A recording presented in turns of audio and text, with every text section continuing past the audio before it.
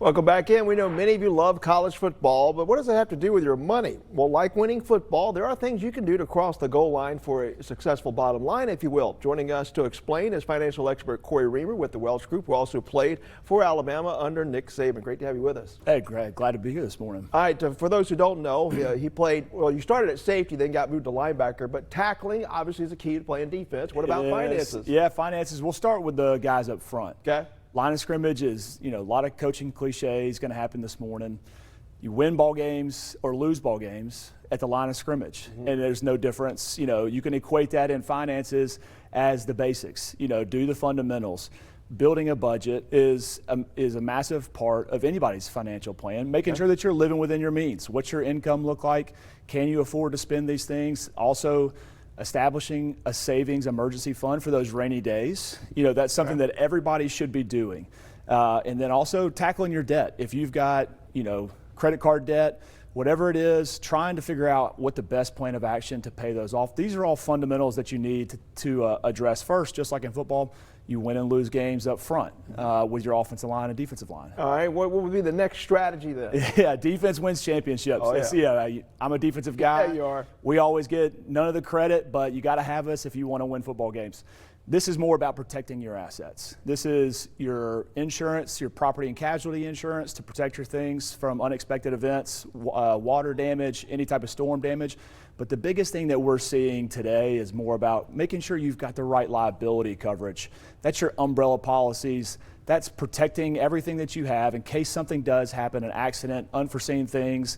There's lawsuits all the time. People are coming after you. That's going to give you that protection between you and your assets as well. And generally an umbrella policy is going to be maybe $35, at the most. So you can get a lot of coverage for not a lot of money. It's something that everybody should take a look at. Just whatever your total assets are, trying to make sure that it gives you some distance between somebody who comes after you just in case there's an accident. All right, I can just imagine the playbooks that you guys have to learn when you play ball now. Yeah. We had, back in the day, our defensive playbook was a 3-ring binder, and there was hundreds and hundreds of different play calls that you can go after. Okay. And the financial equivalent is diversifying your portfolio, diversifying your investments. You're not going to go into a football game and run the same exact play over and over and over again, because the defense is going to pick up on it and you're not going to have much success. Same thing with your investments. Make sure that you're diversified, even if it's just within your stock portfolio, not having concentration risk in just one company. Diversify over a lot of different companies, and then make sure that you're exposed to a bunch of different sectors, not just concentrated in one. There's 11 sectors in the S&P 500. Yeah. Make sure you're not just, in all tech, because we've seen the tech bubble burst up and down, in the past. Absolutely. So, make sure real estate, equities, fixed income, your bonds, all different asset classes, and more than one company. Now, I'll never forget what the late Coach Pat Dye answered when he was asked, how do you beat Alabama? And he said 60 minutes. Yeah. And that's really what you need for finance. Absolutely. This is a 4-quarter game. This is not something that you can go out and just be really good in the first half or the first quarter. This is something that you've got to be consistent with over time. It's a long game.